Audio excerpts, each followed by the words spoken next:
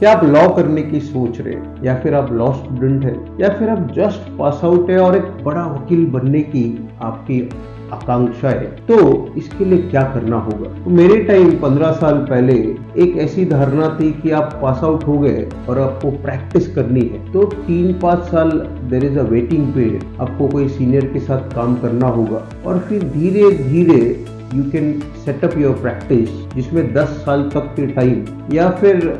बहुत टाइम जा सकता है, बिकॉज कोई नए एडवोकेट पे ट्रस्ट रखना क्लाइंट के लिए इतना इजी नहीं होता। पर क्या इतना पेशेंस आज के जमाने में है? या फिर एक सेकंड चीज होती थी कि कोई जॉब ले लो, कोई कॉर्पोरेट जॉब ले लो, बड़े कंपनी में जॉब ले लो, वहाँ पे इनिशियली आपको 50,000 1 लाख सैलरी हो जाए और वो ग्रेजुअली बढ़ते जाए। तो ये 2 स्ट्रीम चलती थी। अगर प्रैक्टिस में जाना है तो वेटिंग पीरियड बहुत है, या फिर कोई जॉब ले लो। पर अभी जो है वो चीजें बदल गई है, और अगर आप यंग है, आप डायनेमिक है, पहले से आप प्लानिंग करें,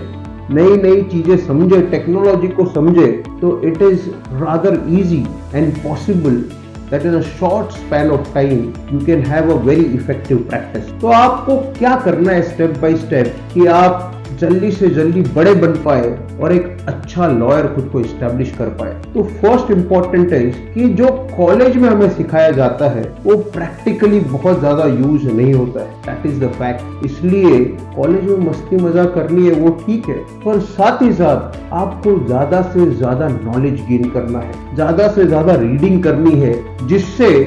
अलग अलग टॉपिक में आपको डेप्थ में नॉलेज आ पाए। सेकेंडली, जितना जल्दी हो सके आप इंटर्नशिप स्टार्ट कीजिए, कोई ना कोई एडवोकेट को ज्वाइन कीजिए, क्योंकि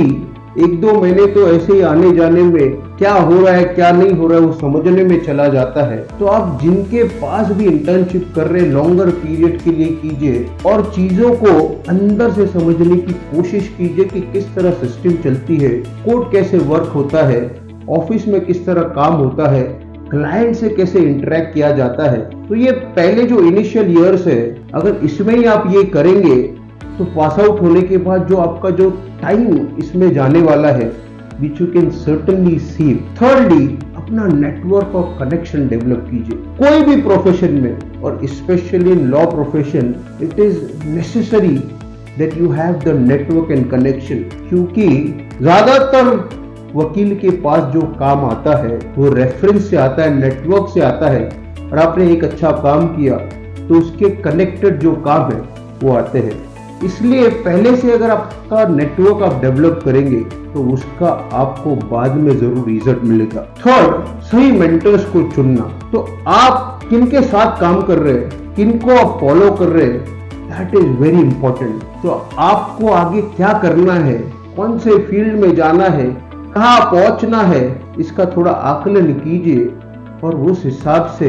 जो भी इंडस्ट्री में सही मेंटर्स है, कोई सीनियर एडवोकेट्स है, कोई एस्टैब्लिश्ड पीपल है, उनके साथ जुड़िए, उनका स्टाइल समझिए। तो सही गुरुज और मेंटर्स को चुनना ये एक बहुत इंपॉर्टेंट एस्पेक्ट बन जाता है to become a large and a big lawyer in upcoming years. एक बहुत इंपॉर्टेंट पॉइंट है कि आपको आपका इंटरेस्ट आइडेंटिफाई करना होगा, क्योंकि लॉ जो है एक बहुत बड़ा वास्ट फील्ड हो गया है। सिविल हो, क्रिमिनल हो, कॉर्पोरेट प्रैक्टिस हो, आईपीआर हो, या फिर बहुत सारे अलग अलग ऐसे एवेन्यूज है जिसको आप एक्सप्लोर कर सकते हैं। जैसे साइबर क्राइम हो सकता है, या फिर बहुत सारी नई चीजें आ रही है which is related to technology. तो बहुत सारी चीजें हैं जिसको आप एक्सप्लोर कर सकते हैं, पर आपको समझना है, और जितना जल्दी आप आइडेंटिफाई करेंगे कि मुझे इस चीज में इंटरेस्ट है और उस हिसाब से मुझे आगे बढ़ना है। Initially you may have to work in all the field to understand कि आपको एक्चुअली जब एग्जीक्यूशन करते हैं प्रैक्टिकली तो किसमें इंटरेस्ट आ रहा है, पर धीरे धीरे अपना एक एक्सपर्टीज क्रिएट कीजिए, और उसमें आगे बढ़ने के लिए उसके रिलेटेड जो भी कोर्सेस है, उसके रिलेटेड जो भी लोग हैं, उसके रिलेटेड जो भी नेटवर्क है, उसको डेवलप करने की कोशिश कीजिए। तो इन सब बिंदुओं पे as a young law student और यंग एडवोकेट आप पहले से काम करेंगे,